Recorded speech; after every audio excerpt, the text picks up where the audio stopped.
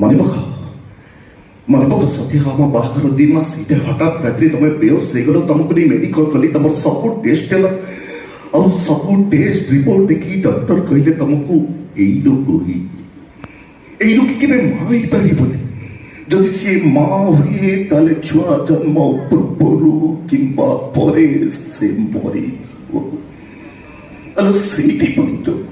ସେଇଥିପାଇଁ ତ ମୁଁ ତମକୁ କହୁଥିଲି ତମେ 1ରେ 1 ମିଶେଇ 1 ହୁଅ, ନୋ ପ୍ରୋବ୍ଲେମ। କିନ୍ତୁ 1ରେ 1 ମିଶେଇ 3 ହେଲେ ନୋ ଏକ୍ସକ୍ୟୁଜ। ସେଇଥିପାଇଁ ତ ଦିନ ରାତି ମଦ ପି ନିଜକୁ ନିଜ ନିସ୍ତେଜ କରିଦଉଥିଲି ନା ସତ୍ୟ। ନିଜକୁ ନିଜେ ନିସ୍ତେଜ କରିଦଉ